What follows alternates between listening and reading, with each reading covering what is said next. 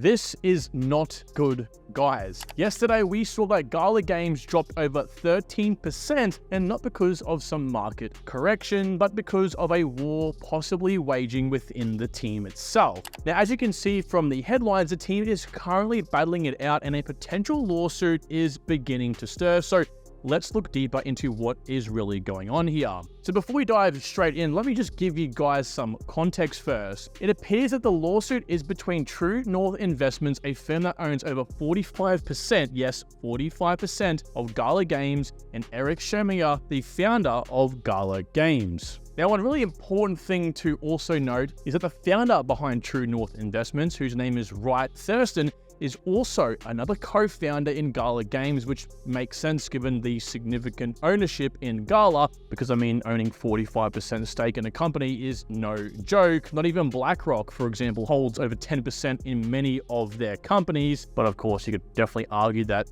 in the sense of a developing crypto project, it's a little bit different, but nevertheless, let me elaborate. Gala Games co-founder and CEO Eric Scherminger is suing True North Investments and the Gala co-founder Wright Thurston with the claim that he and his investment firm had stolen over 8.6 billion Gala tokens worth over $130 million at the time. Yes, you heard that right, stolen. But I guess even crazier, because apparently Wright has cashed in on this apparent stolen fortune, since leading to speculation on potentially the reason why there was a decision to launch a new Gala token back in April of this year. The lawsuit also claims that Wright and his firm had stolen and sold licenses for Gala game node operators. Overall, we're seeing quite the mess unfold within Gala. But wait, there is in fact a little bit more to this story. So Wright Thurston, who again is the founder of True North, actually responded back with a lawsuit of his own. They actually countersued Eric for poor financial decisions within the company and improper use of funds, accusing him of misallocating, get this, $600 million, and even claiming that Eric was actually benefiting from that money. The countersuit went as far as to mention that Eric is a detriment to the potential forward success of Gala and they want him out. So, I mean, it doesn't really take a rocket scientist to realize this is quite the mess. And for those who obviously don't see the immediate picture here, external battles between the team in projects are a never good sign to see, especially when a shareholder that owns 45% of that company is pissed. Now, this all hints at chaos behind obviously closed doors. So for all you Gala fans and holders out there, this is a pretty important reason for you to see how it progresses over time. Now, to answer the question, probably one of the reasons why you've made it this far in the video, is it time to sell your Gala? Well, I personally, for one, consider the fact that if the $600 million of misallocating funds were true, then it may be the reason why Gala so-called burned those $600 million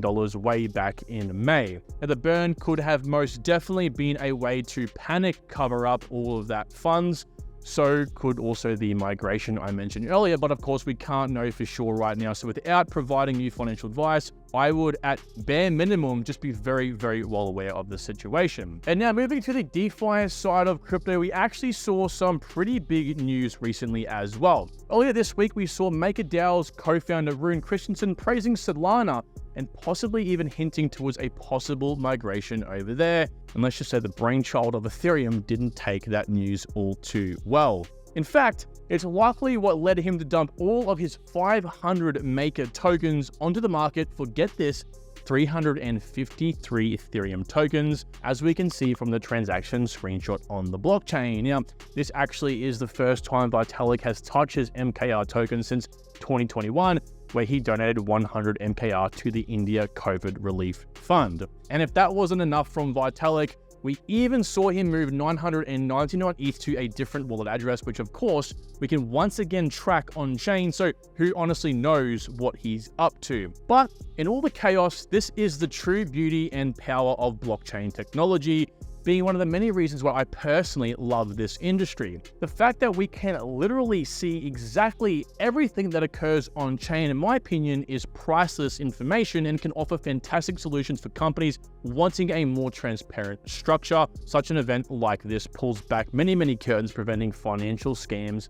Large institutions and many market makers / whales do like to play in the traditional markets. And in this situation, questions are starting to arise from various crypto communities, and even Tron founder Justin Sun wondering what Vitalik's true intentions actually are with these moves. Is he possibly losing faith in Maker given this potential move? Who's to say? Or, of course, is he just simply reallocating his funds into Ethereum and diversifying his wallets for security measures? Again, no one really knows right now, but it's safe to say we can't really afford to speculate right now. So you'll want to stay up to date, which of course we'll be doing over here with new videos covering all the latest news in the blockchain and crypto industry every single day. So don't forget to subscribe and turn that bell on so you do not miss all the latest updates, minus the BS of course. Let's now continue to our last and actually quite bullish news for the day. Over the past few years, we've of course seen China's negative stance on crypto perpetuated in the news with all their constant bans on trading and mining. Although the last half of the year or so, we've actually seen them easing the brakes with Hong Kong opening up as a Web3 hub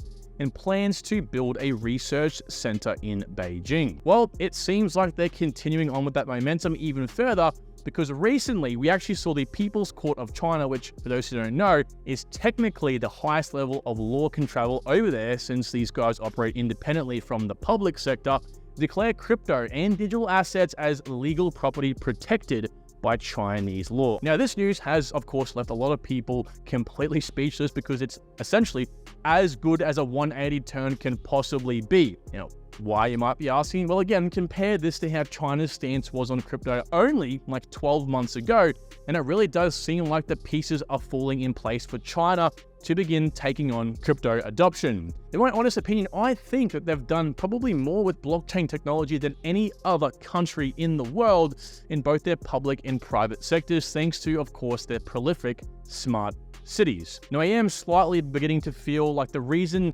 this easing has come for digital assets is because the US is adamant on pushing away this, I guess, pending revolution, opening China up to take a very progressive position.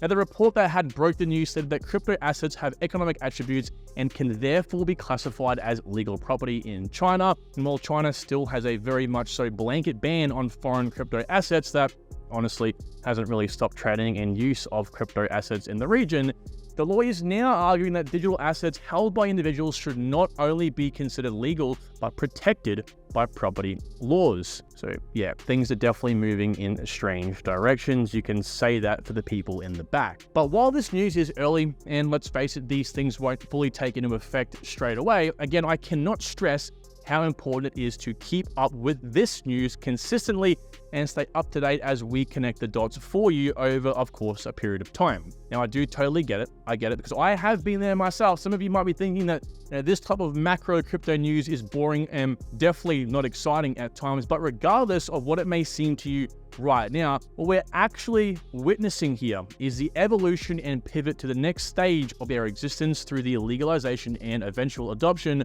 of digital assets by the nation state, which I can almost guarantee right now will be spoken about in generations to come.